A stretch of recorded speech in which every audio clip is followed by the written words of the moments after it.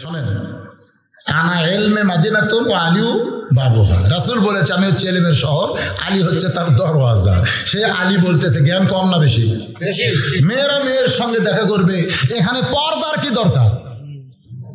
ফাতেমা বলতেছে আপনি সমস্ত বিষয়ে জ্ঞানী হবার পারেন, কিন্তু পর্দা বিষয়ে আপনি আমার চাইতে কম জানেন। স্বামী বলতেছে আপনি সব বিষয়ে জানতে পারেন, কিন্তু পর্দা বিষয়ে আপনি আমার চাইতে কম জানেন। যেই কইছে আলীর মুখ ভার, পর্দা বিষয়ে আমার চাইতে বেশি জানে। আলী বলেন ফাতেমা তুমি কি জানো?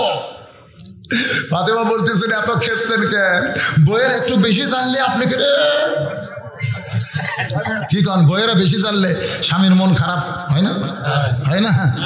কারেন্ট গেল আর বউকে বললাম পাকা হাঁকাও, বউ হাঁকাচ্ছে আর গুনতিছে 100টা যেই হয়েছে 100 আমার কাছে আপনি হাঁকেন। আমি বললাম কে তুমি আমার খেদমত করবা, তুমি পাকা হাঁকাবা, আমি হাঁকাবো কেন? আর বউ বলতেছে হুন্না লিবাসুল্লাকুম ও আনতুম লিবাসুল্লাহুন্না। আল্লাহ কোরআনে বলেছে স্বামী হলো বিবির পোশাক, বিবি হলো স্বামীর পোশাক। তাহলে আমি হাঁকালে আপনার হাঁকাল লাগবে? মনে মনে কইলাম আবার এত জানে। তা আমি হাঁকাচ্ছি কিন্তু গুনতেছি না, রাগ করে হাঁকাচ্ছি। তো 100 হয়েছে। আমি থোয়ার সাথে বউ বলতেছে না আমি 100 হাঁকালে আপনার 200 হাঁকাল লাগবে।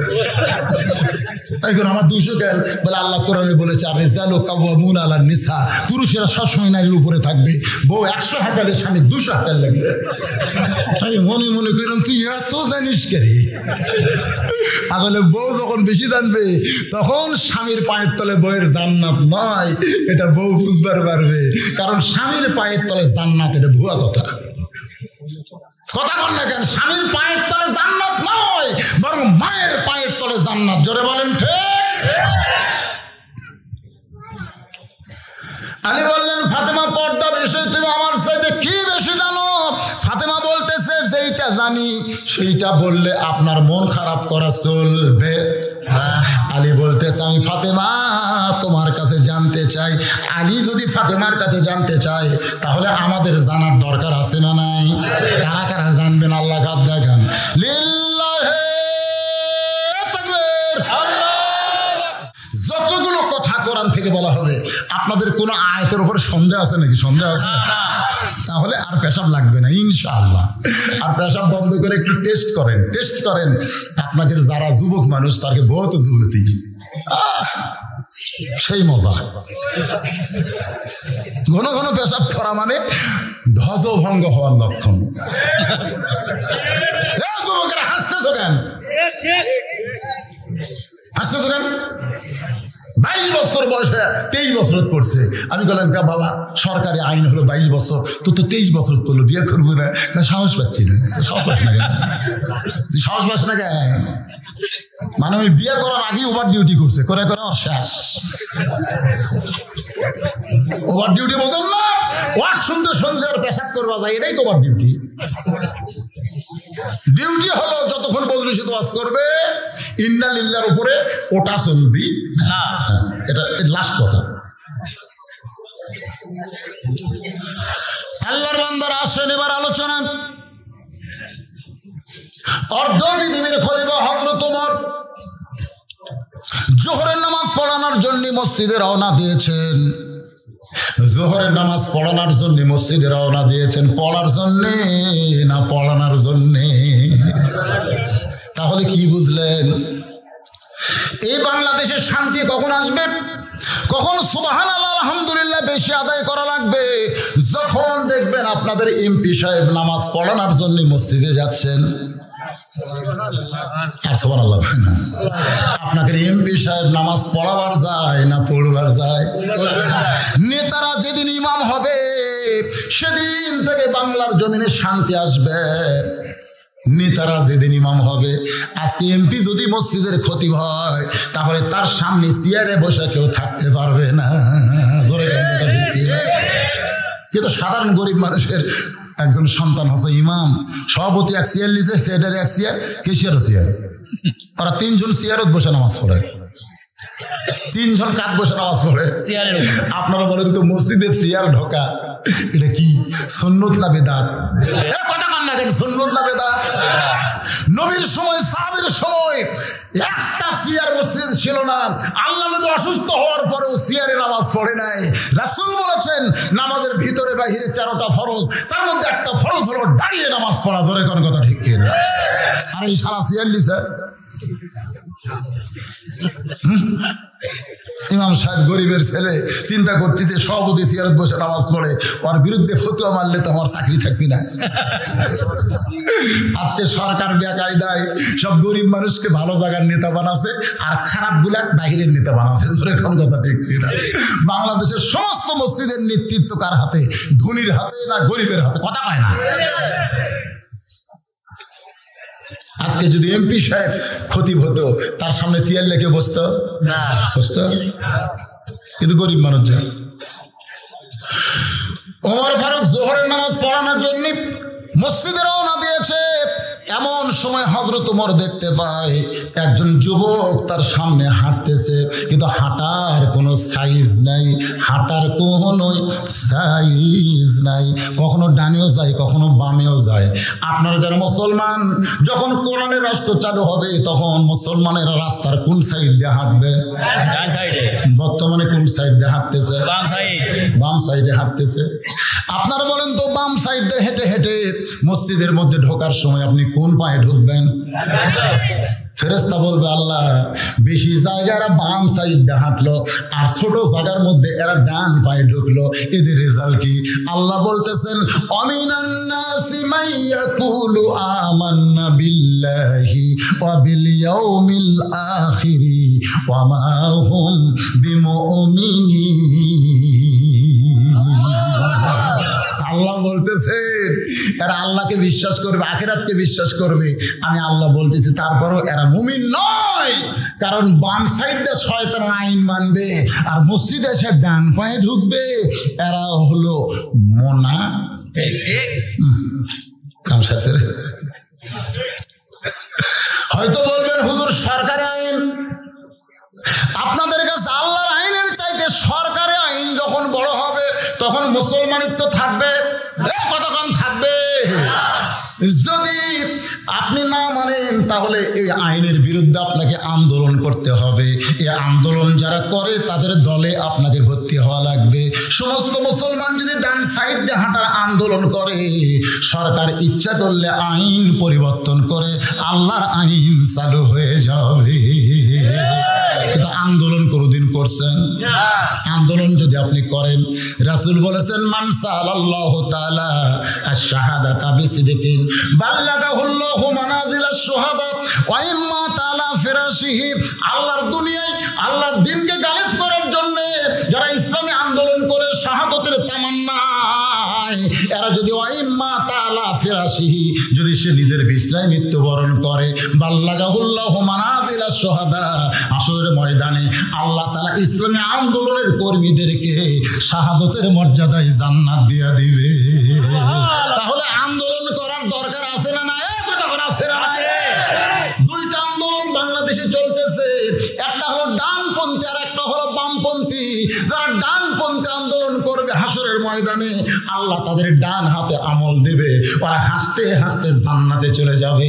আর যারা বামপন্থী আন্দোলন করবে ওদের বাম হাতে আমল নেওয়া দেওয়া হবে, ওরা কানতে কানতে জাহান্নামে যাবে। আমার সামনে যারা বসে আছেন এখন বলেন আমরা ডানপন্থী হব না বামপন্থী হব? কারা কারা ডানপন্থী হবেন? দুই হাত তুলে আল্লাহরে দেখান। লিল্লাহি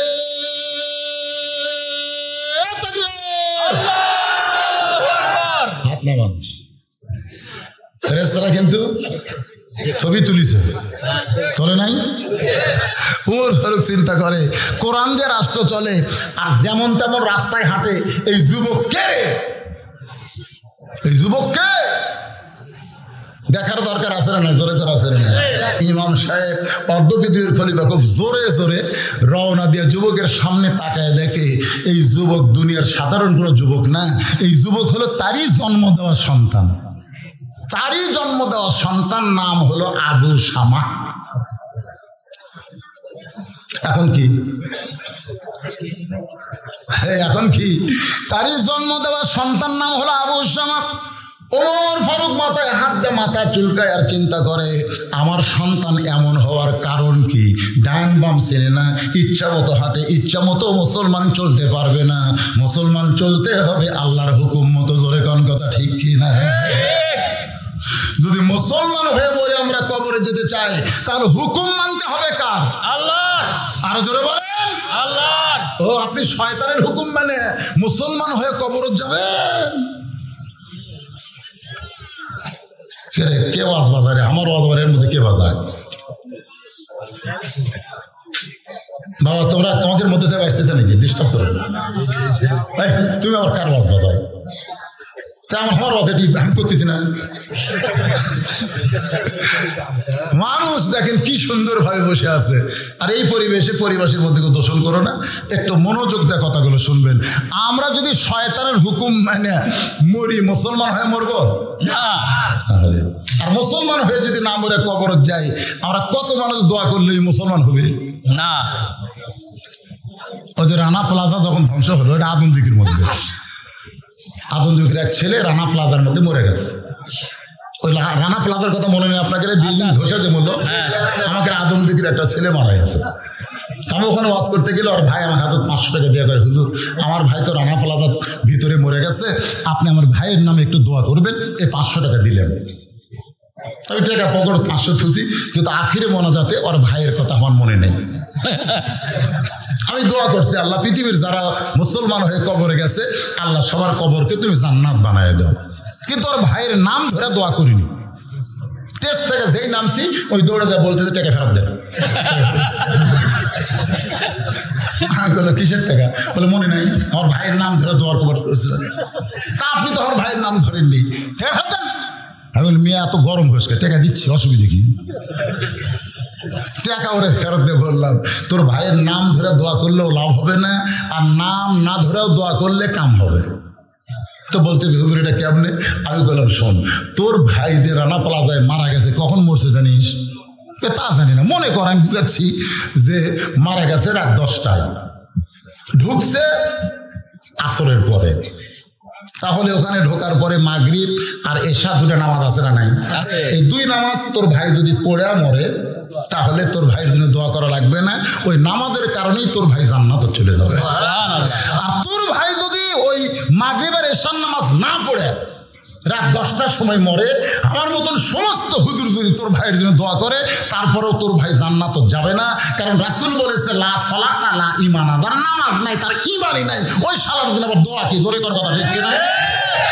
বাইনাল আবদি ওয়াল কুফরি তরকুস সালাত, বান্দার কাফেরদের ভিতর করার জিনিসটার নামই হলো নামাজ। যার নামাজ নাই সে হলো ডাহা কাফের। জোরে কোন কথা ঠিক কি না? কাফেরের জন্য ওই বেনামাজি হয়ে না মরে গেল, ওর জন্য কোনো দোয়া আছে? আমরা কান্দে কান্দে দোয়া করলি জান্নাত পাবি। এই জন্য আল্লাহ বলতেছেন লা তামুতুন্না, মৃত্যুবরণ করো না ইল্লা ওয়া আনতুম মুসলিমুন। ওমর ফারুক চিন্তায় পড়ে গেল, আমার ছেলে এমন হওয়ার পেছনে কারণ কি? কি কারণ? এমন সময় তার মনের মধ্যে একটা গান শুরু হলো, বাবা আনন্দে মাতিয়া সাগরে ভাসাইয়া সেই যে চইলা যায়, খবর লয় না মাজন ধরিয়া উদরে, কতই কষ্ট করে 10 মাস পরে পায় প্রসবের বেদনা, এমন দরদি ভবে কেউ হবে না আমার মা। মা গো, সন্তান ভালো মন্দ হয় কার কারণে? বাপের না মায়ের?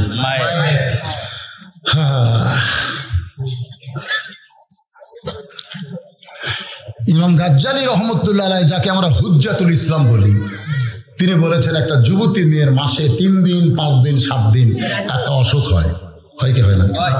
কিন্তু যখনই সন্তান পেটে আসে তখন আল্লাহ সে অসুখটা বন্ধ করে দেয়। আপনারা বলেন তো, পেটে বাচ্চা আসার সঙ্গে সঙ্গে ওই মাসে মাসিক ব্যারাম হয় না? আর হয় না। কেন হয় না? ইমাম গাজ্জালী বলেন না হওয়ার পিছনে কারণ হলো, পেটে যতক্ষণ বাচ্চা থাকবে মার ইবাদতের যেন কোনো কমতি না হয়। কারণ মায়ের ইবাদতের সাথে পেটের বাচ্চার সম্পর্ক আল্লাহ করে দেয়। জোরে কোন সুবহানাল্লাহ। পেটে বাচ্চা নিয়ে মা যদি নামাজ পড়ে, যখন বাচ্চার বয়স 5 মাস 6 মাস হয়ে গেছে তখন দেখবেন মা রুকু সেজদা করতে কষ্ট হয় না। এরপরে মা রুকু সেজদা যখন করে পেটের মধ্যে বাচ্চা এরকম একটা চাপ খায়। ফেরেশতা বলে আল্লাহ তোমার বান্দি ইবাদত করে আর পেটের মধ্যে একটা মাসুম বাচ্চা চাপ খাচ্ছে। আল্লাহ কয় ফেরেশতা সাক্ষী থাক, যেই মা পেটে বাচ্চা নিয়ে নামাজ পড়তেছে ওই মা শুধু একা নামাজ পড়তেছে না, পেটের বাচ্চাকেও নামাজি বানিয়ে দিচ্ছে। জোরে কোন সুবহানাল্লাহ। পেটে বাচ্চা নিয়ে মা যদি রোজা থাকে ওই মা শুধু একা রোজা থাকতেছে না, পেটের বাচ্চাকেও রোজা ট্রেনিং দিচ্ছে। সুবহানাল্লাহ। আজকে আমাদের যেগুলা বাচ্চারা নামাজ পড়ে না খোঁজলে দেখেন ওই যখন মায়ের পেটে ছিল ওর মাও এক ওয়াক্ত নামাজ পড়েনি। ঠিক, পেটের মধ্যে থেকে বেনামাজি হয়ে বাড়াচ্ছে। জোরে কথা কর না কেন? রমজান মাসে যারা রোজা থাকে না দেখবেন ও যখন মায়ের পেটে ছিল ওর মাও রোজা থাকেনি, ও কি ভালো রাখার জন্য রোজা করেনি, রোজার মধ্যেই খাসে, ওই পেটের মধ্যে খাসে। একটা বাচ্চা যদি চোর হয় বুঝবেন ওই চোর হয়েই বাড়াচ্ছে, ও যখন মায়ের পেটে ছিল তখন মা চুরি করে খাসে। এই জন্য একজন নেপোলিয়ান খ্রিস্টান বলেছে তোমরা ভালো একটা সন্তান যদি চাও ভালো একটা মায়ের দরকার। জোরে কোন কিসের দরকার? ভালো বাবার দরকার নাই, ভালো একটা মায়ের দরকার। আমার মায়েরা যারা পর্দার অন্তর আছেন গো মা, আপনারা সাধারণ কোনো মানুষ নয়, আপনাদের পায়ের তলে সন্তানের জান্নাত। আপনাদের পেটের ভিতর থেকে আমাদের নবী বের হয়েছে। জোরে কোন কথা ঠিক কি না? আপনাদের পেট থেকে আল্লাহ বড় পীর আব্দুল কাদের জিলানীকে বের করেছে। আপনাদের পেটের ভিতর থেকে সমস্ত নবী রাসূল আউলিয়ারা এই দুনিয়াতে এসেছে। আজকে বাংলাদেশে লক্ষ লক্ষ হাফেজ ওই মায়ের পেটের বাচ্চারাই। জোরে বলেন ঠিক কি না? আমরা সেই মায়ের বিরুদ্ধে কোনো কথা বলবো না, মায়ের বিরুদ্ধে কোনো কথা বলবো না। কিন্তু যে মা সম্পর্কে আল্লাহ কোরআনে বললেন, রে মেয়েরা তোমরা ঘরের মধ্যে থাকো, তোমরা ঘরের বাহির হও না। কোনো প্রয়োজনে যদি ঘরের বাহির হও তাহলে হেজাব নিয়ে পর্দা নিয়ে বের হবে। মেয়েদের আমল কিন্তু বেশি না, মাত্র 4টা আমলের কথা আল্লাহ রাসূল বলেছেন। মেয়েরা 5 ওয়াক্ত নামাজ পড়বা, মেয়েরা রমজান মাসে রোজা করবা, মেয়েরা স্বামীর কথা মতো চলবা। আবার মেয়েদের জন্য বলা হয়েছে তোমরা সতীত্বের হেফাজত পর্দা মতো চলবা। এই 4টি আমল যদি মেয়েরা করতে পারে আল্লাহ নবী বলেছেন আমার কলিজার টুকরা ফাতেমার সঙ্গে আল্লাহ জান্নাত দিয়ে দিবে। সেই মা ফাতেমার সঙ্গে যদি জান্নাতে যাবার চান এই 4টা আমল করেন। এই 4টা আমলের কথা বলে নবী যখন হুজরা খানার মধ্যে ঢুকলো তখন উম্মাহাতুল মুমিন আয়েশা নবীর সামনে এসে বলতেছে ইয়া রাসূলুল্লাহ এই 4টা আমলের বেশি কি মেয়েরা কোনো আমল করতে পারবে না? আল্লাহ নবী বলেন আয়েশা তোমার কি মনে হয় আমি নবী নিজে কোনো কথা বলি না? আল্লাহ বলায় আল্লাহ মেয়েদের ব্যাপারে 4টা কথাই আমার জবান থেকে বের করেছে, এর বেশি আর করার কোনো দরকার নাই। আয়েশা বলে রাসূলুল্লাহ আমি হজ করতে চাই হুজুর, আমি কি হজ করতে পারবো না?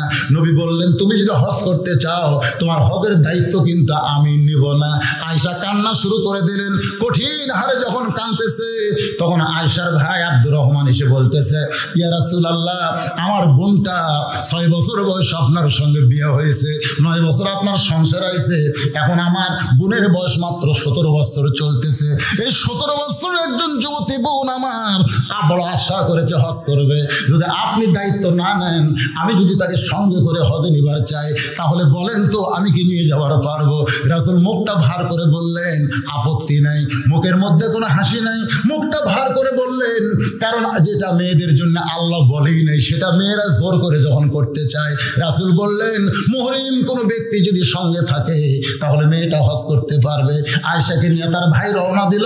মসজিদে আয়েশা যেখানে নির্মিত হয়েছে ওই জায়গায় আসার সঙ্গে সঙ্গে মা আয়েশার মাসিক ব্যারাম শুরু হয়ে গেল।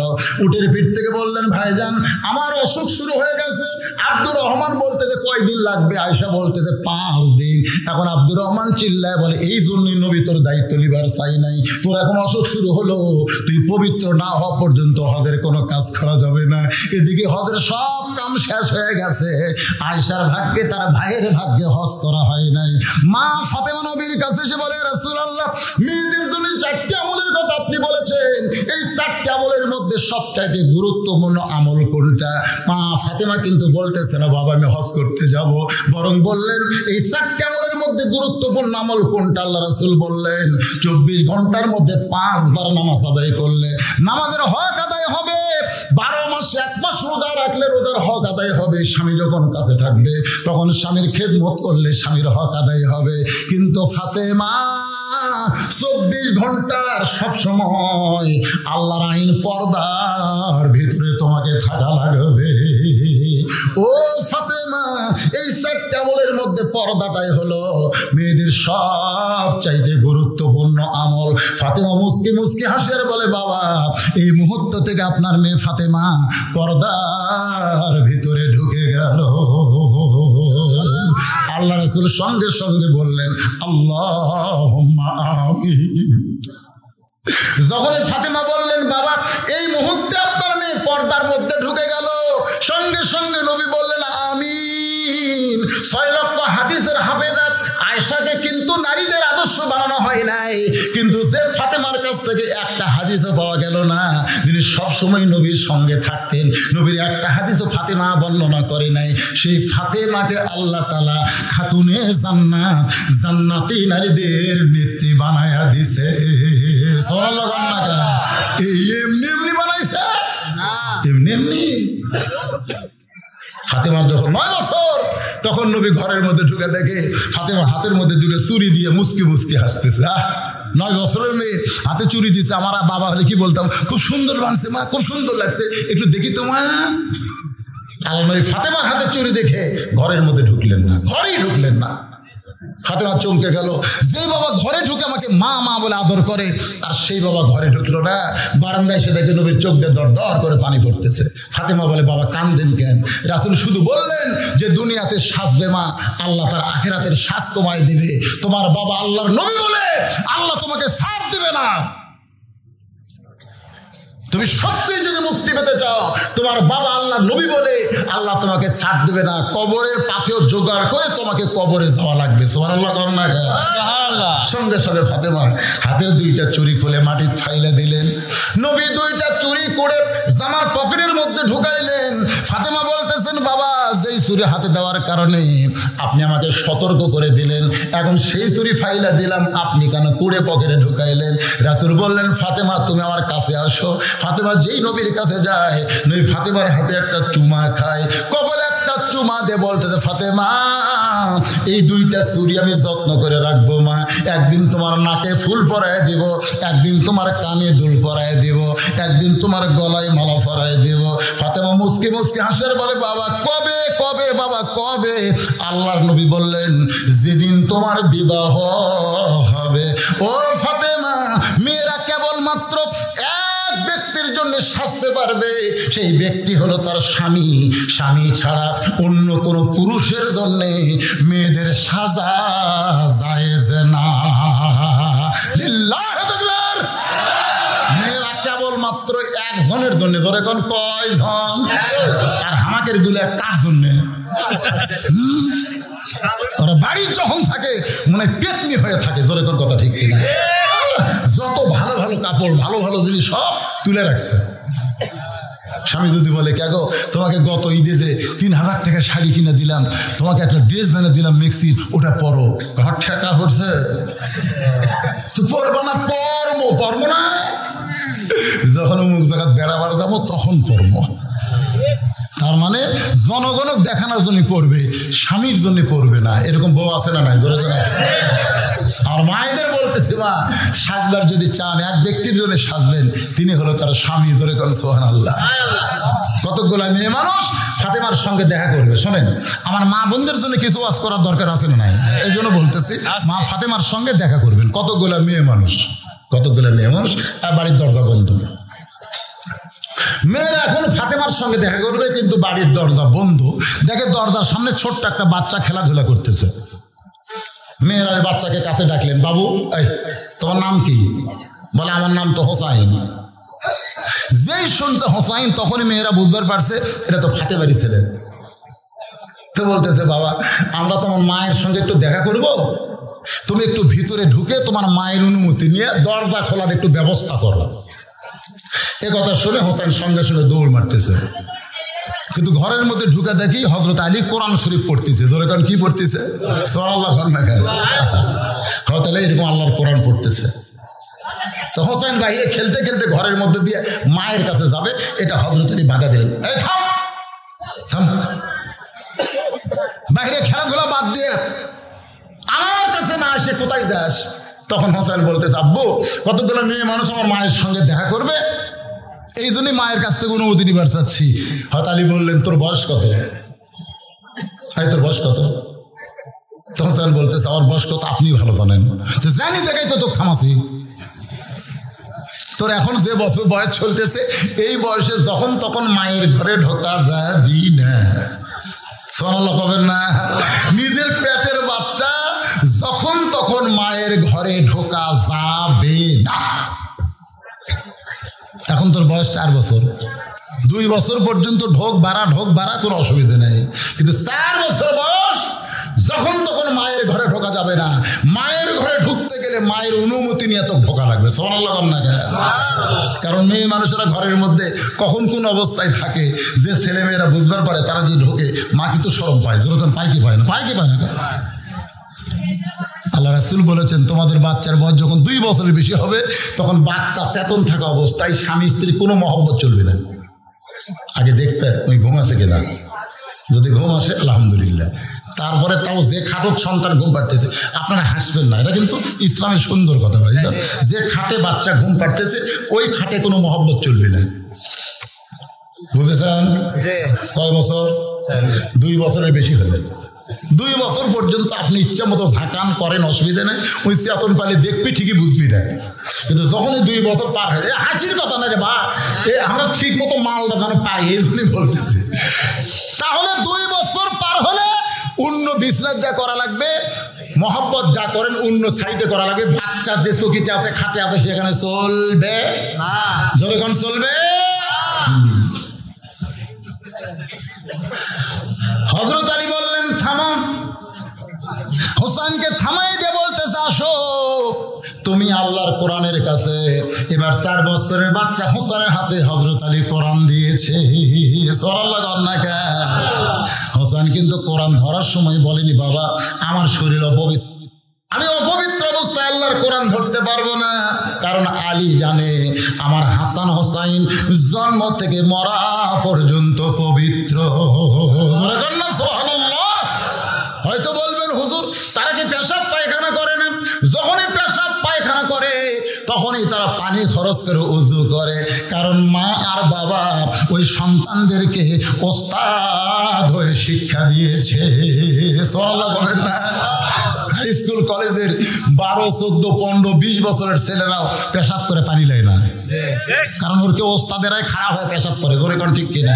আর এই মাদ্রাসাটা দেখেন, এই মাদ্রাসা দেখেন, কলজা ভরে গেছে। যখন আমরা হাফিজি মাদ্রাসার দাওয়াত খাই তখন আমরা টাকার চুক্তি করি না, এই জন্যই করি না যে ওইখানে গেলে যা খেদমত পাওয়া যায়। সুবহানাল্লাহ খান। পেশাব করব কি লাগবে ওরা রেডি হয়ে আসে, ওরা জানে যে পেশাব করার সময় কি কি মাল লাগে, ওরা জানে তো। একজন টয়লেট পেপার নিয়ে একজন পানি নিয়ে খায়। সুবহানাল্লাহ না? পেশাব করার পরে হুজুর কি করা লাগবে ওরা আগেই রেডি করছে, এক বন্ধ পানি একটা টুল নিয়ে রেডি হয়ে আছে, হুজুর এখন উজু করবে। ওরা জানে পেশাব করার পরে উজু করা লাগে।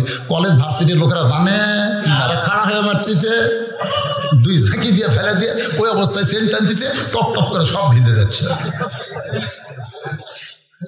হোসেনের হাতে আল্লাহর কোরআন দিয়ে হযরত আলী ঘরের মধ্যে ঢুকতেছে। সুবহানাল্লাহ কোন দরজায় কতগুলো মেয়ে মানুষ দাঁড়িয়ে আছে। আমার মায়েরা যারা পর্দার অন্তরালে একটু মনোযোগ দিয়ে কথাগুলো শুনবেন।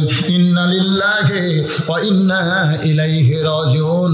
এই বাংলাদেশের সবচেয়ে বড় বিপদ হলো বেপর্দা মেয়েরা রাস্তায় ঘোরাঘুরি করা। জোরে কোন কথা ঠিক কিনা? সবচেয়ে বড় বিপদ হলো।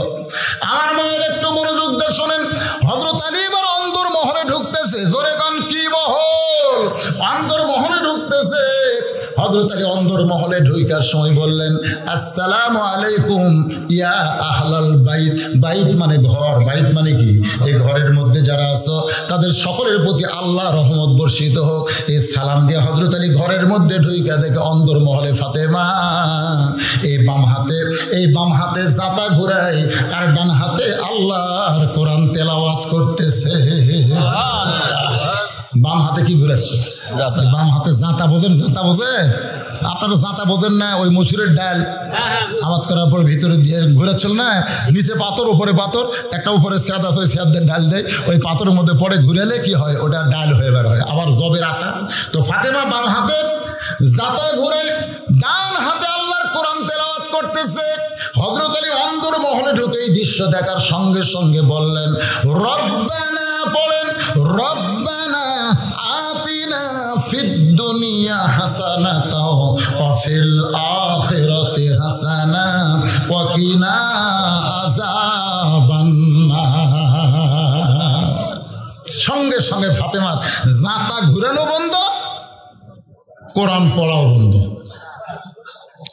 স্বামীর সামনে এসে মাথা নিচু করে দাঁড়িয়ে বলে, স্বামী গো, আপনি তো কোরআন শরীফ পড়তেছিলেন, আপনি তো কোরআন পড়তেছিলেন, সে কোরআন শরীফ পড়া বাদ দিয়ে অন্দর মহলে ঢুকলেন কেন? কোরআন পড়তে পড়তে কি বইয়ের কথা মনে হচ্ছে? কারণ আপনি তো সহজে অন্দর মহলে ঢোকেন না। যখনই ঢুকছেন তখন আমি বুঝবার পারছি আমার আর জাতা ঘুরান চলবি না, আমার আর কোরআন পড়া চলবি না। কারণ স্বামী দরজাত আসলে এগুলো নফল ইবাদত সব বাদ। আলী বলতেছেন কোরআন পড়া বাদ। ফাতেমা কোরআন পড়া মানে শুধুমাত্র ফরজ ইবাদত ছাড়া যত ইবাদত আছে কোনো ইবাদত করা যাবে না স্বামী যদি ঘরের মধ্যে আসে।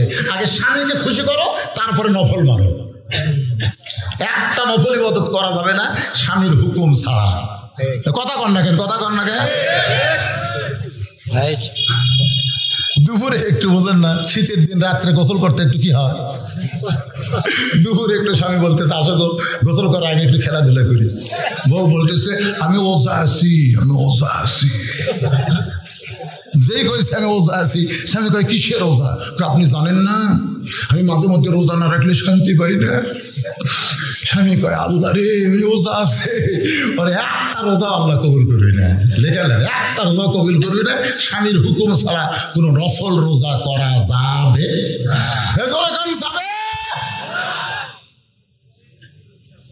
মায়েরা শোনেন, আল্লাহ রাসূল বলেছেন, আল্লাহর পরে কাউকে যদি সেজদা দেওয়ার হুকুম থাকতো তাহলে প্রত্যেকটা বউকে বলতাম স্বামীর পায়ে সেজদা কর। কিন্তু আল্লাহ ছাড়া অন্য কাউকে সেজদা দেওয়ার হুকুম নাই। এই জন্য এই কথা বলা হলো না। হাদিস দ্বারা বোঝা গেল আল্লাহর পরেই বউদের কাছে সবচাইতে দামি হলো তার স্বামী। ধরে কোন কথা ঠিক কি? ফাতেমা বলতেছে, আমার জাকা ঘুরেন চলবি না, কোরআন পড়া চলবে না। আপনি কি জন্য দরজায়? আপনার একটু খুশি করবার চাই। নিজে কোরআন পড়া বাদ দিয়ে ঘরের মধ্যে ঢুকলেন গো স্বামী, আপনার কি খেদমত করতে পারি? আলী বলতেছে, আমার কোনো খেদমত লাগবে না। আমি ঘরের মধ্যে ঢোকার কারণ হলো আসলে সবার প্রথম ফাতেমার সঙ্গে কথা বলতেন। জোরে কোন সুবহানাল্লাহ। মানে এই বাপ মেয়ের মধ্যে এমন একটা সম্পর্ক। তো খুব যখন কাঁদতেছে রাসূল তখন ইশারা করলেন। ফাতেমা এসে বললেন, আব্বু আমার কি বলে? বলে, তোর কান্না দিয়ে আমার মুখের কাছে, জোরে বলা যাবে না। ও ফাতেমা, আমি যেই কথা বলবো এই কথা শোনার পরে তোমার কান্না বন্ধ হয়ে যাবে। ফাতেমা বলে, বাবা তাহলে কি বলবেন? বলে, আমি দুনিয়া থেকে চলে যাওয়ার 6 মাস পরে আল্লাহ তোমাকে আমার সঙ্গে দেখা করাইয়া দিবে। সঙ্গে সঙ্গে ফাতেমা চোখের পানি মুছলেন, মুসকি মুসকি হাসতে হাসতে জানলার কাছে দাঁড়াইলেন। দূর থেকে মা এসা দেখে চমকে গেল, যে মেয়েটা এত কাঁদতেছিল সেই মেয়েটা এখন কেন হাসতেছে? সেই মেয়েটা এখন কেন হাসতেছে? আয়েশা বললেন, ফাতেমা বাবা তোমার কানে কানে কি শোনাই দিল, তুমি কি আমারে বলবা না? ফাতেমা বলে, মা এমন কথা বাবা আমাকে বলেছে, এটা দুনিয়ার কাউকে আমি বলবো না। এই খুশির খবর আমি দুনিয়ার কাউকে বলবো না। এখন বলেন মরাটা বিপদ না খুশি? হ্যাঁ তোরা কারণ বিপদ না খুশি? তাহলে মানুষ বললে আমরা বিপদের আয়াত ইন্না লিল্লাহি ওয়া ইন্না ইলাইহি মরার পরে জাহান্নামে যাব, এই জন্য আমরা বিপদের আয়াত পড়ি। কিন্তু মরার পরে ইল্লিন নামক জান্নাতের বাগানে যদি যায় তাহলে এই বিপদের আয়াত পড়ার কোনো দরকার নাই। জোরে বলেন ঠিক। ফাতেমা বলে, হোসেন কি বেয়াদবি করেছে?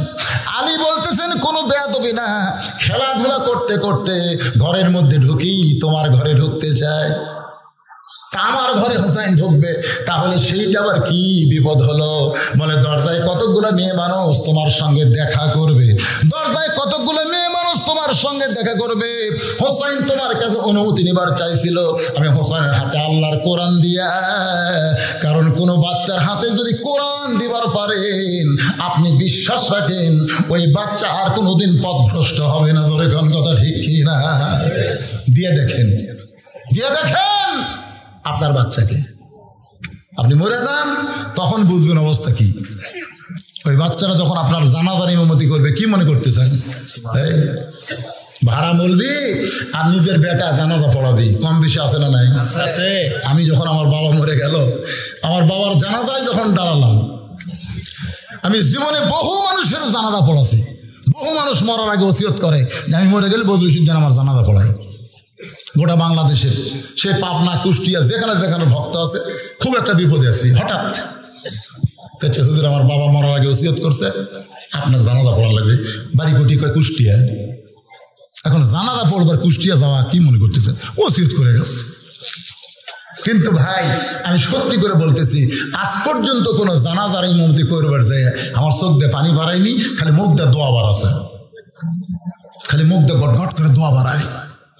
কিন্তু শুধু আমার বাবার লাশ সামনে নিয়ে আমি যখন জানাজা করেছি, কোরআন আমার সামনে, আমার মুখ দিয়ে শুধু দোয়া বাড়াই নাই, আমার দুই চোখ দেওয়া অবৈরত সবসময় টপ করে পানি পড়তে, সব সময়। অবশ্যই ফেরেশতা বলেছে আল্লাহ এই হুজুর জীবনে বহু জানাজা পড়ালো, খালি দোয়া পড়ছে, কান্দেনি, আজকে কান্দে কেন? আল্লাহ বলতে তোকে বাপ মা নাই, তোরা বুঝবি কেমনে?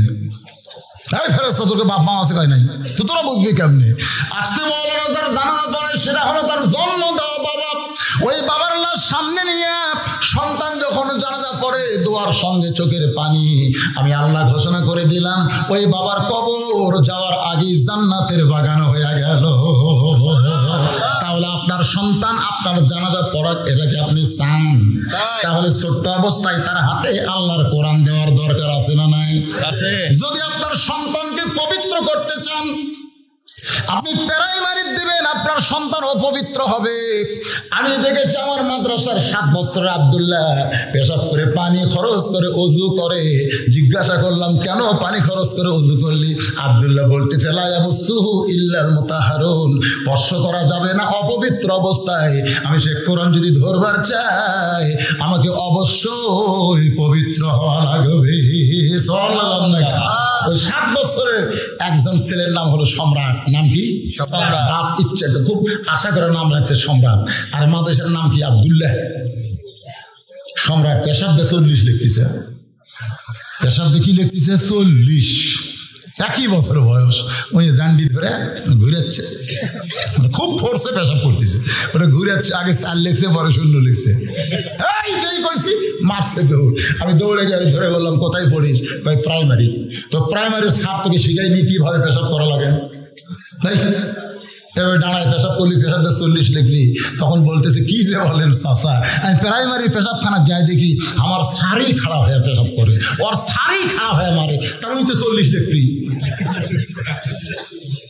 এখন চিন্তা করেন প্রাইমারিতে কি শিক্ষা দেয়, আরে হাফেজি মাদ্রাসায় কি শিক্ষা দেয়, সেইটা প্রত্যেকটা মুসলমানের চিন্তা ভাবনা করার দরকার আছে না নাই?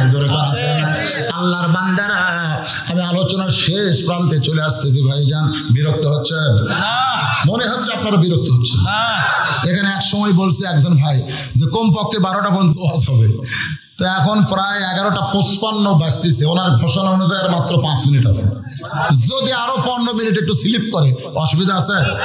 কোন অসুবিধা? মাশাআল্লাহ। না না না না, সেটা না বলতেছি না ভাইজান, কারণ আমরা ওয়াজ শুনবো, আবার ফজরের নামাজ জামাতের সঙ্গে আদায় করবো। ধরে বলেন ঠিক?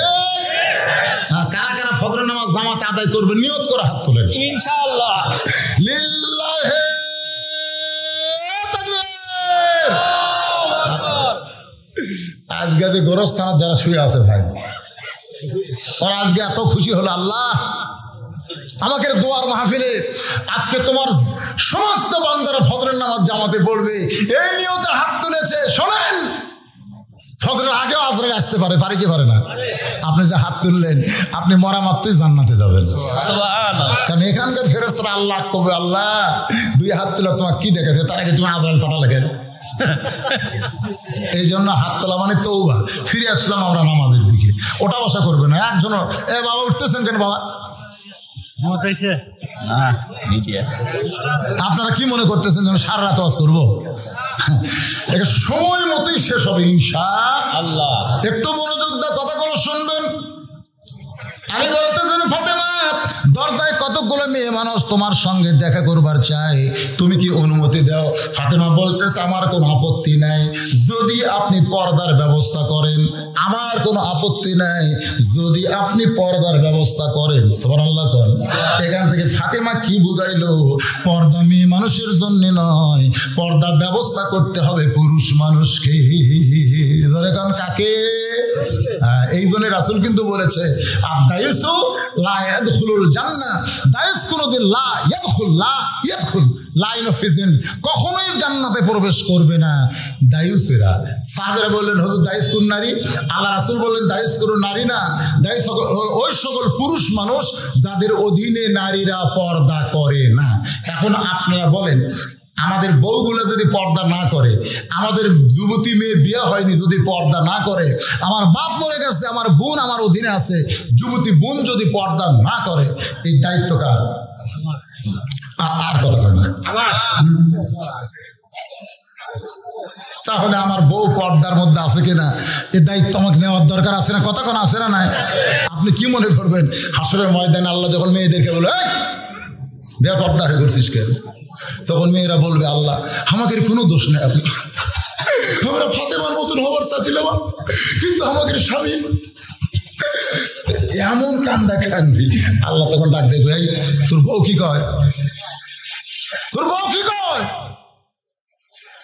তখন আপনি হয়তো বলবেন, আল্লাহ আমি খুবই পর্দার ব্যবস্থা করছি, কিন্তু পর্দা মানিনি তো। তা আল্লাহ কয়, পর্দা মানেনি, অকলে তুই ঘর করলি কেন? দুনিয়াত কি মেয়ে মানুষ শেষ? তোর বউ যদি পর্দা না মানে, তাহলে তো তালাক দিবি, আর একটা বিয়ে করবি। এই একই পুরে না মানলে কতক্ষণ থাকা লাগবে? তুই তালাক দিছ না? তো তালাক না দিয়ে বেপর্দা দেখলে সংসার করছি কে? আপনার কি বেজার হচ্ছে? মরার পরে জান্নাতে যাওয়া লাগবে রে। যে স্বামী জীবিত অবস্থায় তার বউ পর্দা করে না, এটাই হলো তার জন্য সবচাইতে বড় বিপদ। জোরে কোন কথা ঠিক? আজকে আপনি এমন একজন বাবা, আপনার মেয়ে বিয়ে হয় নাই, কলেজে পড়ে, পুরুষ মানুষের জন্য, যারা যুবক আছো তোমাদের জন্য যখন ফুল প্যান্ট পরবে, লুঙ্গি পরবে, পায়জামা পরবা, তোমরা তখন টাকনুর উপরে সেই পোশাকটা পরবা। কার উপরে? হ্যাঁ, তোমাদের পোশাকটা টাকনুর উপরে থাকতে হবে। আপনারা বলেন তো ওযুর ফরজ কয়টা? জোরে বলেন কয়টা? আরো জোরে। তার মধ্যে একটা ফরজ হলো টাকনু পর্যন্ত, কথা বল না কেন? টাকনু পর্যন্ত ধুতে করা। কেন টাকনু পর্যন্ত ধোবেন? কারণ রাস্তাঘাটে যখন আপনি চলবেন, ওই স্যান্ডেল জুতা পাওয়ার দেওয়ার কারণে রাস্তার যে নাপাকি আছে, ওই নাপাকি আপনার টাকনু পর্যন্ত স্পর্শ করতে পারে। এই জন্য টাকনুর উপর কাপড় পরা লাগবে। আপনার কাপড়ে যেন নাপাকি না পড়ে, আপনার টাকনু পর্যন্ত পড়বে, এই জন্য টাকনু পর্যন্ত ধুত করা ফরজ। কিন্তু আপনি ফুল প্যান্ট দিয়ে টাকনু যদি ঢেকে থন, তাহলে আপনার টাকনু ধোয়া ফরজ না, আপনার ফুল প্যান্টের ওই পর্যন্ত কাটা হলো ফরজ। তাছাড়া ওই পোশাক পরে নামাজ হবে না, কারণ নামাজ পড়তে গেলে কাপড়ও পাক হওয়া লাগবে। ধরে কোন ঠিক কিনা? অনেক মুসল্লি দেখবেন মসজিদ আইসা ফুল প্যান্ট গোছায়, এরকম গোছায় না? আচ্ছা, ফুল প্যান্ট যে গোছাইছে, কেন গোছালো? আমি বললাম, কে বাবা টাকনুর উপরে ফুল প্যান্ট তুললে কেন? হুজুর টাকনুর তলে কাপড় দিয়ে নামাজ হবে। কেরে পাগলা, নামাজের সময় টাকনুর উপর কাপড় তুলবার তো কে কছে? নামাজের সময় টাকনুর নিচে কাপড় বললে ক্ষতি নাই, কারণ মসজিদের মধ্যে কোনো নাফাকি নাই। জোরে কোন কথা ঠিক কিনা? টাকনুর উপর কাপড় পরার কারণ হলো তো রাস্তার নাফাকি যেন কাপড়ে না ভরে, এই জন্য টাকনুর উপরে কাপড় পরতে হবে। আর মেয়েদের জন্য টাকনো ঢাকা খরচ। কেন? কারণ মেয়েরা যখন রাস্তায় চলবে, ভিতরে কাপড় তো দেখার কোনো সুরত নাই, কালো কাপড় দিয়ে ভিতরে সব কাপড় ঢাকা লাগবে। ধরে কোন কথা ঠিক? এমন একটা বোরকা পরি ভাই, আমি দেখছি সৌদি আরব মদিনায় মেয়েরা বোরকা পড়তেছে, এই পাঁচ থেকে বোধহয় আধ হাত বেশি লম্বা, সিঁচিয়া চলে যাচ্ছে। ওরা যখন নামাজ পড়ে তখন বোরকা খুলে নামাজ পড়ে। আর আমাদের মেয়েরা দেখবেন একটা পোশাক বানাচ্ছে পেটিকোটের চাইতেও ঢিলে,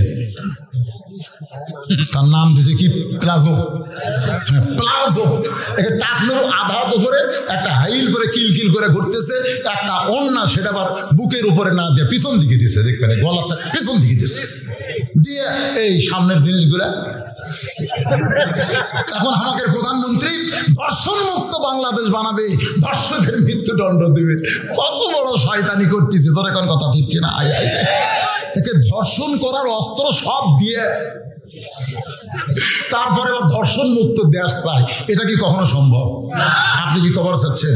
আমাকে যুবকগুলা হিজড়া মেয়ে মানুষ দেখলে ওর কি মনে কিছুই হবে না? ওই ব্যাপারটা মেয়ে দেখলে যুবকেরা গুনগুন করে একটা গান গায়। আমি প্রথম বুঝতে পারিনি, এক যুবক গুনগুন করে গান গাচ্ছে, ওর কাছে শুনলাম, আমি বলতেছে সুন্দর নারী দেখলে পরে আমার দিল দেওয়ানা করে, বলে বলে বলে বলে বলে বলে। দেওয়ানা মানে পাগল। ধরে কারণ দেওয়ানা মানে কি? তাহলে সুন্দর মেয়ে দেখলে যুবকরা পাগল হয়ে যাবে, আর পাগল অবস্থায় যদি ধর্ষণ করে তাকে মৃত্যুদণ্ড দিবে। কিন্তু যেই মেয়ের কারণে যুবক ধর্ষক হলো, ওই মেয়ের কোনো শাস্তি নাই, পরিমনির কোনো শাস্তি নাই, কিন্তু পরিমনির জন্য অনেকের শাস্তি হবে। ধরে কোন ঠিক না? পরিমনির কোনো শাস্তি আছে? জেলত দেওয়ার পরে 2 বিচারপতি কান্দিছে, জেলত দেওয়ার পরে 2 বিচারপতি ভুল স্বীকার করছে, আমরা ভুল করছি মা। এটা আমরা কোন দেশত বেঁচে আছি ভাই রে? কোন দেশ? মদের ফ্যাক্টরির মধ্যে ধরা পড়লো। ফ্যাক্টরি যে সরকার মাদক মুক্ত সমাজ গঠন করবার চাই, ধরে কোন কথা ঠিক কিনা? আর পরিমিনি মদের ফ্যাক্টরির মধ্যে ধরা পড়লো। মনে করছিলাম কয়েক বছর জেল হবে, কয়েকদিন পরে দেখলাম পরিমনি হাতত মিন্দি দিয়ে যুবক করে দেখালো।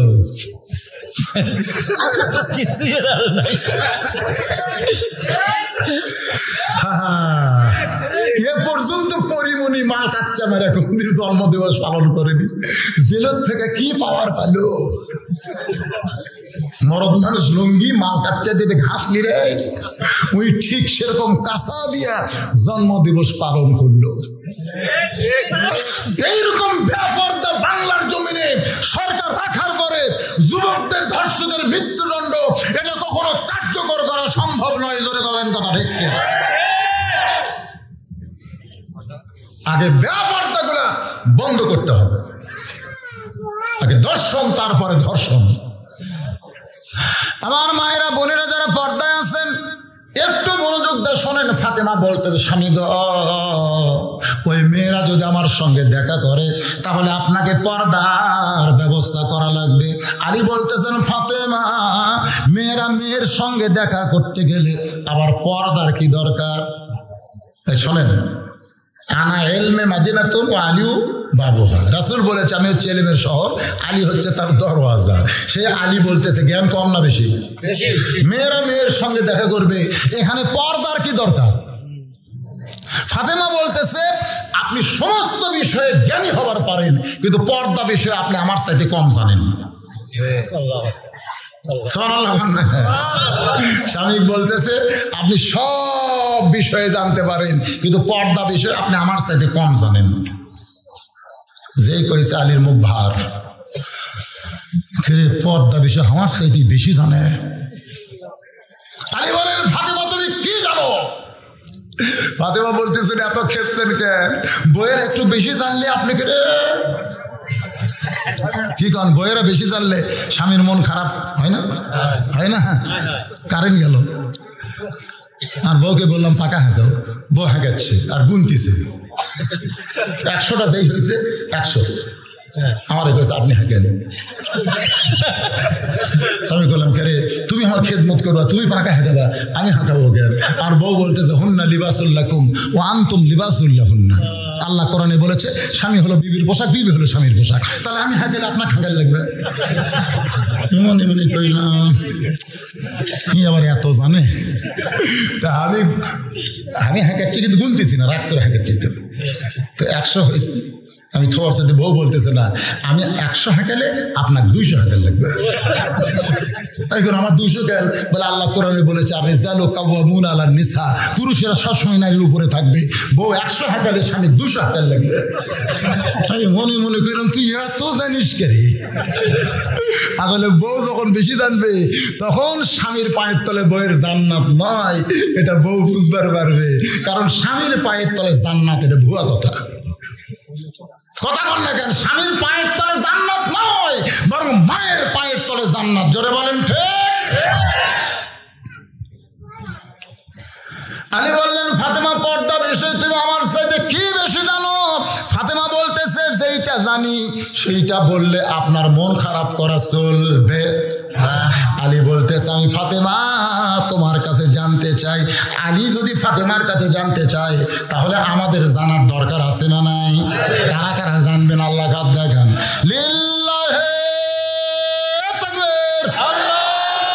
যে 2টা হাত তুলেছেন আমি আপনাদের বলবো ভাইজান কন্টিনিউ 2টা ঘন্টা আমি ওয়াজ করেছি। আপনারা দেখেন অসুস্থ মানুষের 2 ঘন্টা ওয়াজ করার পরে আমি আপনাদের মাত্র 10টা মিনিট এই গোরস্থানের উন্নয়ন কল্পে আপনাদের কাছে 2 জনে হাত বাড়ায় দিলাম।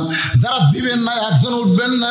যদি কোনো লোক ওঠেন অজাতা তাহলে মরার আগে আল্লাহ জানো তাদের 1 মাস প্যারালাইসিসে রাখে। কয় মাস? কথা কয় না? প্যারালাইসিস বোঝেন না? হাত পাও আছে কিন্তু হাঁটতে পারবেন না। এই জন্য অজাতাকে উঠবেন না। যারা দিবেন তারা ওঠেন 10 মিনিট। জোরে কোন কয় মিনিট? এই গোরস্থান উন্নয়ন কল্পে 1000, 2000, 5000, 100, 200 যে যা পারবেন আল্লাহর রাস্তায় দান করবেন। এই 10 মিনিট আদায়ের পরই রুমাল নিয়ে গামছা নিয়ে আদায় হয়েছে? হয় নাই? আবার হবে, অসুবিধা কি? ব্যাংকে মানুষ একবার টাকা থই, একবার থই, বারবার থই। আপনারা যেটা দান করবেন এটা জান্নাতের ব্যাংকে আপনাদের অ্যাকাউন্টে জমা হবে, তো বারবার দিবেন, অসুবিধা নেই। আপনাদের মধ্যে 10,000, 5,000, 1,000, 2,000 যে যা পারেন ভাইজান, যার যে সাধ্যগুলায়, যাদের বাপ মা কবর গেছে, এই গোরস্থান উন্নয়ন কল্পে একটা কোরআন শরীফের দাম দেন মাত্র 500 টাকা।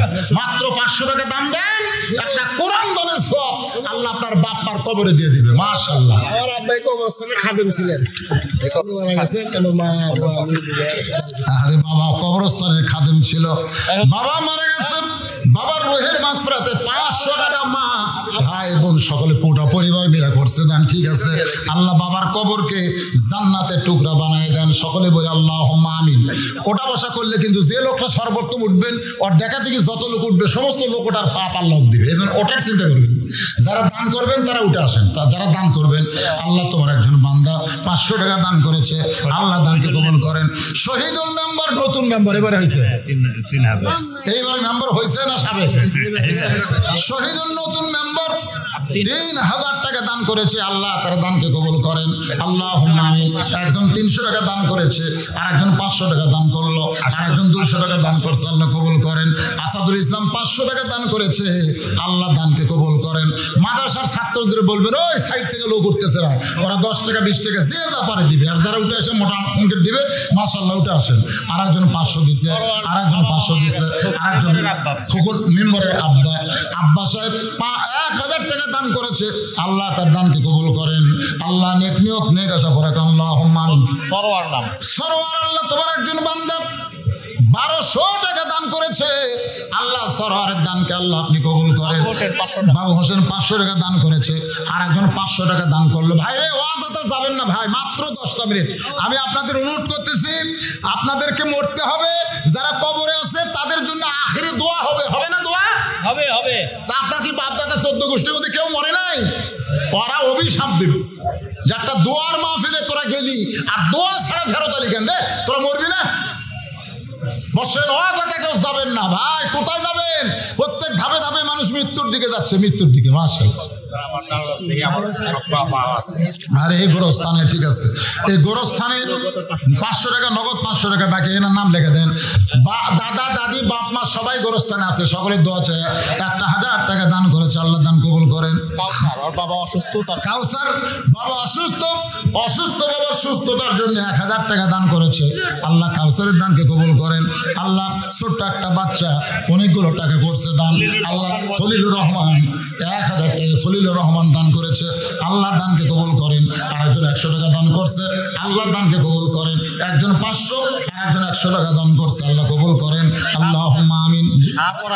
শাহপরান মা অসুস্থ, বাবাই কবরে, অসুস্থ মায়ের জন্য 500, আর বাবা কবরে আছে, ওই বাবার জন্য 500 টাকা করছে দান। মাকে সুস্থ করেন, বাবার কবর জান্নাতের টুকরা বানায় দেন। আল্লাহুম্মা আমিন। আমিন আমিন। আল্লাহ মোহাম্মদ রেজাউল করিম বাবা অসুস্থ, বাবার জন্য কত দিচ্ছেন? 1000 টাকা বাবার সুস্থতার জন্য করছে দান, আল্লাহ বাবাকে সুস্থ করে দেন। জোরে কোন আমিন, জোরে বলেন আল্লাহুম্মা আমিন।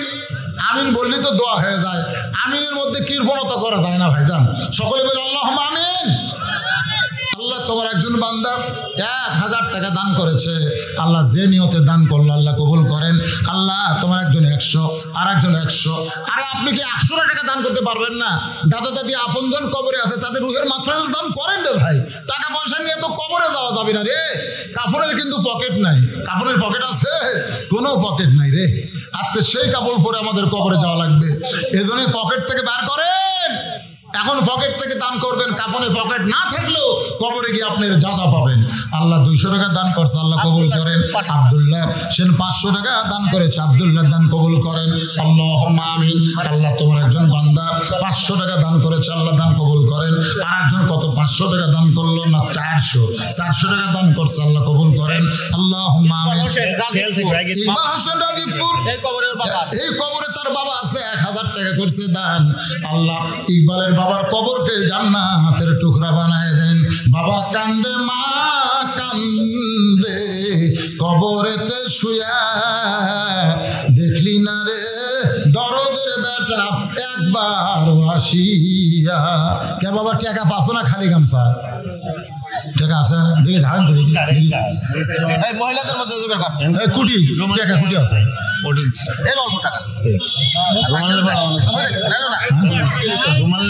ভালো করে মহিলাদের মাঝে লোক গেছে, হ্যাঁ মায়েদের মধ্যে লোক গেছে। আবার মায়েরা আজকে আপনাদের ওয়াজ আমি অনেক বেশি করছি, তাই করেনি? আপনাদের সাথে মেয়েদের ওয়াজ কম করছি না বেশি করছি? মেয়েদের দানও বেশি করা লাগবে। আমি দোয়া করে দিব, আল্লাহ মা খাদিজার সঙ্গে যেন আপনাদের জান্নাত হয়। বাপ মা কবরে গেছে মা, সেই বাপ মা রুহের মাগফিরাত আল্লাহর রাস্তায় আপনার দান করবেন। আপনাদের মাঝে আদায়ের জন্য গেছে, সবাই দান করবেন।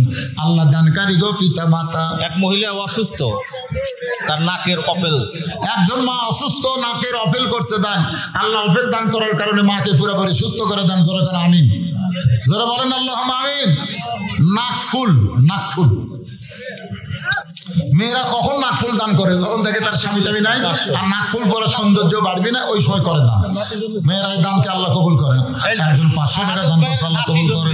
তার জন্য 1000। শাহাদতের নাতি জন্মেছে। ও মাশাআল্লাহ, আপনি কি আছেন দাদা? না না না নানা রে, মাশাআল্লাহ কি খুশি। আমও তো নানা হয়েছে, আমার দাদা হওয়ার ভাগ্যে নেই, কারণ আমাকে আল্লাহ 3টা মেয়ে দিতে, কোনো ছেলে দেয়নি। এটাও নানা হচ্ছে, নানার নাতির মধ্যে যা মজা ভাই। আমার 2টা নাতি হয়েছে, একটা হাসান, আম্মার হাসান, আর একটা হলো তাহা হোসাইন। হাসান হোসাইন দুটাই পেয়ে গেছি, মাশাআল্লাহ। যেরকম মাশাআল্লাহ 2টা নাতি হয়েছে। আল্লাহ তোমার একজন বান্দা নাতি হয়েছে, নাতি হওয়ার খুশিতে নানা 1000 টাকা করছে দান, আল্লাহ দানকে কবুল করেন। জাহিদা সুলবি বাপ মারা গেছে, বাবার জন্য 2 ভাই 1000 টাকা করছে দান, জাহিদের ছেলের দানকে আল্লাহ আপনি কবুল করেন। আল্লাহুম্মা আমিন। কবুল করো, কবুল করো আমাদের কামনা। দানকারীকে দিবেন জান্নাত, আল্লাহ নিরাশ করবেন না। দোয়া করদম, দোয়া করদম বাদারগাহে ইলাহি হায়াত দৌলত ইলমে দারাজি একটু জিকির করেন লা ইলাহা। এই যারা দাঁড়ালেন বসেন, এখন আবার আলোচনা শুরু হবে। বাকি আলোচনা করে আপনাদের নিয়ে আমি ইসালে সওয়াব, সকলের সওয়াব পৌঁছানোর জন্য মোনাজাত করব, দোয়া করো। সকলে বসেন। বাবা মারা গেছে, দাদা দাদি মারা গেছে, মা মারা গেছে, সকলের জন্য দোয়া হবে। এই জন্য যারা আশেপাশে এখন দাঁড়িয়ে আছেন বসেন। মাইকেলার শরীফ 1000 টাকা, মাইকালা শরীফ ভাই 1000 টাকা বাকি নাকি? হ্যাঁ, তোর বাবা মারা গেছে, বাবা মা মারা গেছে, বাপমার জন্য আল্লাহ 1000 টাকা করছে দান। আল্লাহ বাপমার কবর জান্নাতের টুকরা বানায় দেন। জোরে বলে আমিন, জোরে বলে আল্লাহুম্মা আমিন। এই সাইডে যে ভাইরা আছে আপনারা এইদিকে এসে বসেন না কেন? একটু ওঠেন। ওটা মাত্র আর বসা মাত্র 2 বছর ডাক্তারের কাছে যাওয়া লাগবে না। তাহলে ওঠেন, রোগ সব ঝরঝর করে পড়ে যাবে বসা মাত্রই। আসেন, খালি বসেন। এ কোরআনের ইজ্জত এইদিকে সামনে আসেন সবাই, এই ফাঁকা জায়গাটা পুরো করেন। এরা আবার জানায় গেছে তো আপনাকে দেখতে সমস্যা হচ্ছে, একবার একটু বলছি ভালো করে দেখেন। এদিকে এসে বসেন, বসেন সবাই বসেন। এই ছেলেরা তোমাকে আদায় হয়নি, গামছা আদায় হয়নি, বসো সবাই বসো। বাবা একটু মহব্বতে জিকির করেন লা ইলাহা ইল্লাল্লাহ, লা ইলাহা, লা ইলাহা ইল্লাল্লাহ মুহাম্মাদুর রাসূলুল্লাহ।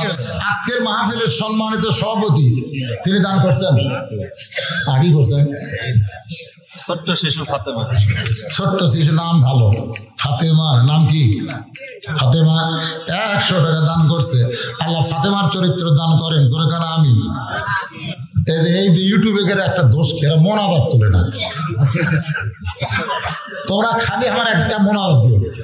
আমি নিজে একটা মোনাজাত ছাড়ছিলাম, আমি একটা মোনাজাত, শুধু মোনাজাত, বলছি শুধু মোনাজাত, এই মোনাজাত ছাড়ছি। একদিনে আমার ফেসবুকে যত ভিউ আছে, এরা বোঝেই না গোটা ওয়াজের চাইতে অনেক লোক মোনাজাত বেশি পছন্দ করে। ধরে ঠিক কিনা? আর এই মোনাজাত শুয়ে এরা ডিস্টার্ব করে, এই ফটো সরস্কার মারে। আমার মোনাজাতের তাসির কেউ কমাবে মোনাজাত তুলবে আজকে।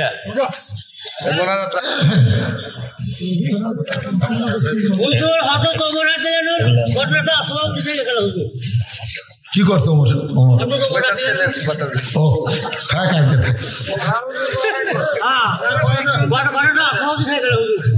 আফসোস নাই, কোনো আফসোস নাই। যেটা শুনতেছেন এইটুকু আমল করে হাত তুলছেন, ফজরে জামাত পড়া লাগবে। তোর এখন ঠিক? হ্যাঁ, ওই জায়গাত মার খেয়ে যাবে। বেশি রাত ঘুম জাগলে শেষে আসসালা তো খাইরুল নাম খেলে পিছলে যাবে, কানের মধ্যে ঢুকবি না। মোটামুটি এখন রাত বড়, 1টার দিকে ঘুমালো মাশাআল্লাহ 4 ঘন্টা ঘুম হয়, হয়তো হয় না? এখন কটার সময় ফজর, কটার সময় হয়? কটার সময়? 6টার সময় হয়। তাহলে 2টার সময় ঘুম পারলেও 4 ঘন্টা ঘুম হবে। একটা মরদ মানুষের জন্য 3 ঘন্টা যথেষ্ট, মাশাআল্লাহ। তো এই জন্য আমি যে আলোচনা করতেছি একটু, আমি বলতেছেন ফাতেমা পর্দা বেশে তুমি আমার চাইতে বেশি জানো। তুমি কি জানো একটু শুনতে চাই। এই সময় আলো গেল কেরে? ফাতেমা স্বামী গো, দরজায় যে কয়টা মেয়ে আছে সে মেয়েদেরকে কি আপনি চিনেন? এই ফাতেমা প্রশ্ন করতেছে হযরত আলীকে, যে কয়টা মেয়ে দরজায় দাঁড়িয়ে আমার সঙ্গে দেখা করবার চাই, আপনি কি তারে চিনেন, তাদের চিনেন? আপনারা বলেন তো। হযরত আলী যদি বলে আমি তাদের চিনি, তাহলে ফাতেমা খুশি হবে না বেজার হবে? কারণ কারো বউকে চিনার আমার দরকার নাই, আমি চিনবো শুধু আমার নিজের বউকে। ধরে এখন ঠিক কিনা? আমার বউ মাঝে মধ্যে আমাকে বলে, আচ্ছা আপনাদের পাড়ার মধ্যে সবচেয়ে সুন্দরী বউ কার? মানে এটা কি জন্য বলে যে আমি কারো বউয়ের দিকে তাকাই কিনা এটা জানানোর জন্য। ধরে এখন ঠিক কিনা? অমুকের বউ সুন্দর, তখন আমার বউ আমাকে কি বলবে, আপনি একটা লুচ্চা। আমি কি কম চালাক নাকি? আমার চাইতে 1 কোটি গুণ বেশি চালাক হচ্ছে হযরত আলী। ধরে কোন কথা ঠিক কিনা? ফাতেমা দেখেন কি হিকমত। যে কয়জন মেয়ে দরজায় দাঁড়িয়ে আছে আপনি কি তাদের চিনেন? আলী বলতেছেন ফাতেমা কুল্লিল মুমিনিনা ইয়াগুদ্দু মিন আবসারিহিম। আল্লাহ কোরআন কারিমে বলেছেন, রে মুমিন পুরুষেরা, তোমরা যখন রাস্তায় চলবে তোমাদের নজর থাকবে নিচের দিকে। আমি আলী আল্লাহর কোরআন মোতাবেক চলি, একমাত্র হাসান হোসেনের মা ছাড়া আমি পৃথিবীর কাউরে চিনি না। সুবহানাল্লাহ পাবেন না? এটা লাভ আছে। কিন্তু আপনি যদি খালি আপনার বউকে চিনেন, অন্য কোনো মেয়েকে যদি না চিনেন, আপনার বউ জীবনেও আপনার কাছে পুরাতন মনে হবে না। পুরাতন মনে হবেই না, কারণ একজনকে দেখি না, খালি একটাই দেখি, সেটা আমার বউ। যতবার দেখবো ততবার আরো বেশি সুন্দর লাগবে। জোরে কোন কথা ঠিক কিনা? কিন্তু আমরা সকলের বউ দেখার কারণে এটা কার বউ রে, এটা কার বউ রে, এ তো ভালোই রে। পরের গুলো দেখে দেখে বাড়িতে নিজেরটার দিকে তাকালে মনে হয় এটা একটা বউ হলো।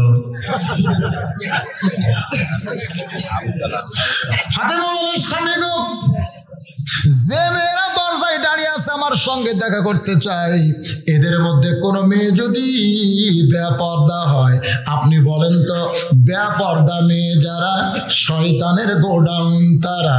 যখন বেপর্দা মেয়ে যারা,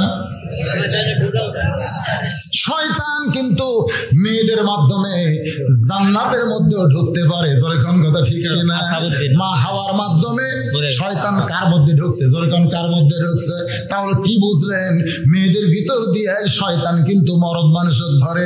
আদমকে কিন্তু শয়তান ধরতে পারে নাই, শয়তান হাওয়ার মাধ্যমে আদমকে ধরেছে। যখন ঠিক কিনা? ফাতেমা বলেন, স্বামী গো, যে কয়টা মেয়ে দরজায় দাঁড়িয়ে আছে তার মধ্যে একটা মেয়ে যদি বেপর্দা হয়, আর সে বেপর্দা মেয়ের সাথে যদি আমি ফাতেমা দেখা করি, তাহলে সেই মেয়েটা অন্য কোনো পুরুষের কাছে বলতে পারে ফাতেমার চোখের ভুরু এইরকম, ফাতেমার নাক এইরকম, ফাতেমার মুখের ঢপ এইরকম। তাহলে আপনার ঘরের বইয়ের খবর ওই বেপর্দা নারীর কারণে অন্য কোনো পুরুষ জানতে পারবে। এই জন্য আমি ফাতেমা পরস্তার কোনো মেয়ের সঙ্গে, বাহিরের কোনো মেয়ের সঙ্গে দেখা করতে ভয় পাই। ওদের সঙ্গে কথা বলবো পর্দার ভিতর থেকে।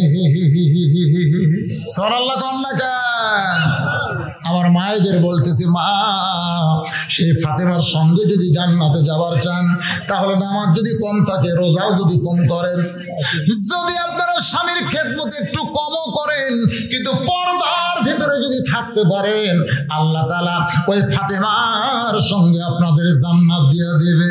আর পর্দার মধ্যে যে মেয়ে থাকবে, রাসূল বলেছেন ওই তিনটা ইবাদত তার কোনোদিন কম হবে না। কারণ পর্দার মধ্যে যারা থাকবে তাদের বাহিরের কোনো আকর্ষণ না হয়ে তাদের নামাজ কোনোদিন কাজা হবে না। পর্দার মধ্যে যারা থাকবে তারা রোজাও করবে। পর্দার মধ্যে যারা থাকবে ওই মেয়েটা বেশি বেশি স্বামী ভক্তি করবে। যারা বলেন ঠিক কিনা? আল্লাহ তাআলা আমাদের সকলের ঘরে পর্দা নিশি বউ দান করুক। সকলে বলে আমিন। সবচাইতে বড় বিপদ ভাই, আজকে বেপর্দা নারী। আমাদের যুবকদের জন্য আমি সেই বিপদ থেকে বাঁচার জন্য ইন্না লিল্লাহি ওয়া ইন্না ইলাইহি রাজিউন। আল্লাহ আমাদের সবাইকে আজকের আলোচনা মোতাবেক আমল করার তৌফিক দান করুক। সকলে বলে আল্লাহুম্মা আমিন। আসাব আলী মারা গেছে, ওনার ছেলে 1000 টাকা দান করছে। উজ্জ্বল মারা গেছে, ওনার ওয়াইফ 500 টাকা দান করছে। আল্লাহ স্বামীর কবর জান্নাতের টুকরা বানায় দেন। যারা কোন আমিন। আস্তাগফিরুল্লাহাল্লাযী লা ইলাহা ইল্লা হুয়াল হাইয়ুল কাইয়্যুম ওয়া তুবু ইলাইহি। আস্তাগফিরুল্লাহ রাব্বি মিন কুল্লি জামবিন ওয়া তুবু ইলাইহি। লা হাওলা ওয়ালা কুওয়াতা ইল্লা বিল্লাহিল আলিয়্যিল আযীম। আল্লাহুম্মা সাল্লি আলা মুহাম্মাদিন ওয়া আলা আলি মুহাম্মাদ কামা সাল্লাইতা আলা ইব্রাহিম ওয়া আলা আলি ইব্রাহিম ইন্নাকা হামিদুম মাজিদ। আল্লাহুম্মা বারিক আলা মুহাম্মাদিন ওয়া আলা আলি মুহাম্মাদ কামা বারাকতা আলা ইব্রাহিম ওয়া আলা আলি ইব্রাহিম ইন্নাকা হামিদুম মাজিদ। আল্লাহুম্মা আমিন। আল্লাহুম্মা আনতাস সালাম ওয়া মিনকাস সালাম তাবারাকতা ইয়া যাল জালালি ওয়াল ইকরাম। মাবুদ, সেই মাগরিবের নামাজের পর থেকে রাত 12:15 পার হয়ে গেল। এই দীর্ঘ সময় পর্যন্ত তোমার পাগল বান্দা বান্দিরা আরামের বাড়ি, আরামের ঘুমকে বাদ দিয়া কোরআন হাদিসের মহব্বত করে যার মধ্যে নিয়া এই জান্নাতের বাগানে বসে বসে কোরআন হাদিসের আলোচনা শোনার শেষে আমি গুনাহগারের সঙ্গে রহমতের দরজায় ফকির হয়ে দোকানা হাত তুলেছে। মেহেরবানি করে আজকের মাহফিল আমাদের সকলের হেদায়েতের জন্য, নাজাতের জন্য, জান্নাতের জন্য কবুল করো। এই মাহফিলের শুরু থেকে শেষ পর্যন্ত যত আলোচনা হয়েছে এর মধ্যে যদি ত্রুটি হয়, ভুল হয়, মাফ করে দিও।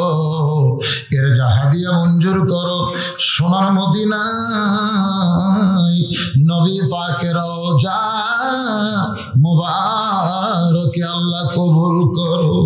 মনে বড় আশা ছিল যাব মদিনায়, সালাম আমি করব গিয়া নবীজির রওজায়। মনে বড় আশা ছিল আমরা যাব মদিনায়। মাবুদ, সবাই কি মদিনায় যেতে পারবে? মদিনায় যাওয়ার মতন ভাগ্য কি সবার হবে? তবে সবাই নবীকে ভালোবাসে। একদিন স্বপ্নের ঘরে সোনা নবীজির সোনামো আমাদের সকলের জন্য আল্লাহ কবুল করো। ইমাম মালিকের বাড়ি ছিল মক্কায়। নবীর প্রেমে ছুটে গেলেন মদিনায়। মদিনায় যাওয়ার পর জুতা স্যান্ডেল কোনোদিন পায়ে দেন নাই। মদিনার ধুলো মাটি নিজের গায়ে মাখতেন আর বলতেন, মদিনা রে, আমি মানুষ না হইয়া যদি তোর বুকের ধুলিকণা হইতাম আমার জীবন ধন্য হয়ে যেত। মদিনার ধুলা মাটি নিজের গায়ে মাখতেন আর বলতেন, মদিনা রে, আমি মানুষ না হইয়া যদি মদিনার মাটি হইতাম। কানতে কানতে যখন বেহুশ হয়ে পড়ে যায়, ওই সময় স্বপ্নে দেখে আল্লাহ নবী ইমাম মালিকের শেওরের পাশে দাঁড়ায়া। আব্দুল মালিক ডাকতে বলে, এমন করে কান্দিস না রে, এমন করে কান্দিস না। আমি মদিনা ছিলাম না, ইয়াসরিব ছিলাম। আমাকে কোলে নেওয়ার কারণে ইয়াসরিব যদি মদিনা হতে পারে, আমার যে উম্মত আমার সুন্নতকে গ্রহণ করবে, আমার মহব্বত কলিজার মধ্যে রাখবে, আমার প্রত্যেকটা উম্মত মদিনার মতো দামি হয়ে যাবে। আল্লাহ আমাদের সকলকে আশিক রাসূল হিসাবে কবুল করে নাও। বাবা আদম থেকে ঈসা নবী পর্যন্ত যত নবী দুনিয়া থেকে বিদায় নিয়েছে, আল্লাহ সমস্ত নবীদের রূহ মুবারকে হাদিয়া কবুল করো। আল্লাহ তাআলা আসহাবে কেরাম, তাবিনী কেরাম, তাবা তাবিনী কেরাম, আউলিয়া কেরাম, পীর মাশায়েখ, বুজুর্গানে কেরাম, তামাম পৃথিবীর মাটির নিচে যত মুমিন মুমিনা শুয়ে আছে, আল্লাহ সকলের আরওয়াহ পরে হাদিয়া কবুল করো। ও মাবুদ, এই ভোরভরা গোরস্থানে যত মুর্দা শুয়ে আছে, আল্লাহ সকলের কবরকে জান্নাতের টুকরা কবুল করো। আমরা যারা হাত তুলেছি, বাবা একটা বার খেয়াল করে দেখেন, আমাদের মধ্যে জনম দুকুনি মা যাদের কবরে চলে গেছে। বহুদিন আমার বউকে বলেছিলাম, ওয়াজ করে বাড়ি আসবো, তুমি চেতন থেকো, কিন্তু কোনোদিন দেখলাম না আমার যাবার অপেক্ষায় আমার বউটা চেতন আছে। আমার মা যে ঘরে ঘুমায়, ওই ঘরের জানলার পাশ দিয়ে যখন হেঁটে যায়, মামার জুতার শব্দ শুনে বলে, বাজান আমি ঘুমাই নাই। এই দরদের মা, এই দরদের মা আজকে যাদের কবরের ঘরে এতিম হয়ে আছে, আল্লাহ সন্তান হয়ে তোমার দরবারে কান্দে, মায়ের কবরটাকে তুমি জান্নাতের টুকরা বানায় দাও। বাবার বাড়ি ঘর সবই আছে, আমি সহ আমরা যারা বাবা হারাই এতিম হয়ে হাত তুলেছি, আল্লাহ মেহেরবানি করে বাবার কবর জান্নাতের টুকরা বানায় দাও। আমাদের বাপ মা যাদের জীবিত আছে অসুস্থ অবস্থায়, আজকে দোয়া করি এই নিয়ামতের হায়াত তুমি বাড়ায়া দাও। আমাদের দাদা দাদি, নানা নানি, আত্মীয় স্বজন শ্বশুর শাশুড়ি যাদের কবরে গেছে আল্লাহ কবরবাসীদের তুমি মাফ করে দাও। এতক্ষণ যারা কবরে গেছে তাদের জন্য আমরা দোয়া করলাম, এবার নিজের জন্য একটা বার চক্ষু বন্ধ করে দেখে একদিন মসজিদের খাটনি আমাদের বাড়ির আঙ্গিনায় চলে আসবে, বড়ই পাতার গরম পানি দিয়া আমাকে গোসল করাইয়া দিবে, আমার পরন থেকে রঙিন কাপড় খসাইয়া সাদা কাপড়ের কাপড় দিয়ে আমার চকলেটের মতো মুড়াইয়া ফেলবে। আমরা মরে যাব, যেদিন আমাদের মরণ হবে দিনটা যেন জুমার দিন হয়, মাসটা যেন রমজান মাস হয়, ইমানের সাথে ইজ্জতের সাথে এই দুনিয়া থেকে যেন বিদায় নিতে পারে। আল্লাহ তুমি কবুল করো। আল্লাহ হাফেজি মাদ্রাসাকে কিয়ামত পর্যন্ত কবুল করো। আল্লাহ এই মাদ্রাসার মহতামিম, মাদ্রাসার ওস্তাদ, মাদ্রাসার তালবে, মাদ্রাসার দাতা সদস্যদের আল্লাহ তুমি জান্নাতি কবুল করো। আল্লাহ যে গোরস্থান কমিটি আজকের জান্নাতের বাগান লাগাইছে, আমি আসার পরে শুনলাম 2-3 কিলো পর্যন্ত এরা বাতি জ্বলায় দেয়, এত আনন্দ নিয়ে এরা মাহফিল করে, কিন্তু মনের মধ্যে বড় বেদনা। আজকে এমন উচ্ছ্বাসকে আনন্দ নিয়ে তারা মাহফিল করতে পারে নাই, এরপরেও এত সুন্দর করে যারা মাহফিল করলো আল্লাহ এই গোরস্থান কমিটির সভাপতি, সহসভাপতি, সেক্রেটারি, কেশিয়ার, আল্লাহ সদস্য যারা এই জান্নাতের বাগান লাগাইছে আল্লাহ তুমি তাদের সকলকে জান্নাতি মানুষ হিসাবে কবুল করে নাও। প্রতি বছর এমন করে একটা জান্নাতের বাগান যেন লাগায়, যারা মারা গেছে তাদের রুহের মাগফিরাত ইসালে সওয়াবের জন্য এমন তৌফিক আল্লাহ এদেরকে তুমি দান করে দাও। আল্লাহ আজকের মাহফিল করার ব্যাপারে যারা সর্বোত্তক সহযোগিতা করেছে আল্লাহ, প্রশাসনের পক্ষ থেকে শুরু করে অত্র এলাকার নেতারা, চেয়ারম্যান, মেম্বার যারা আজকের মাহফিলের ব্যাপারে এমপি সাহেব সহ যারা সহযোগিতা করেছে আল্লাহ তাদের সকলকেই তুমি কবুল করে নাও। আল্লাহ তাআলা আমার মা বোনেরা পর্দার অন্তরালে বসে ওয়াজ শুনলো, আবিদা সালিহা পর্দার যে কবুল করে মা ফাতেমার চরিত্র দান করে দাও। আমি সহ আমরা যারা অসুস্থ অবস্থায় হাত তুলেছি আল্লাহ সবাইকে তুমি পুরাপুরি সুস্থতা দান করো। এই আল্লাহ তাআলা আসমানের বালা আসমানে নাও, জমিনের বালা জমিনে ডাবায় দাও। আল্লাহ করোনা এখন অমিক্রণ হয়ে আসতেছে, এই ভয়ানক গজব থেকে আল্লাহ আমার বাংলাদেশের মুসলমানদের তুমি হেফাজত করো। মাবুদ, কত মানুষের জানাজার নামাজ আমরা পড়েছি, যে 2টা হাত তুলেছি এই 2 হাত দিয়ে কত কবরে আমরা মাটি দিয়েছি। একদিন আমরা মরে যাব, ইমানের সাথে ইজ্জতের সাথে এই দুনিয়া থেকে বিদায় নেওয়ার সময় আমাদের জবানে জারি করে দিও লা ইলাহা ইল্লাল্লাহু মুহাম্মাদুর রাসূলুল্লাহ সাল্লাল্লাহু আলাইহি সাল্লাম। আসসালামু আলাইকুম ওয়া রাহমাতুল্লাহি ওয়া বারাকাতুহু।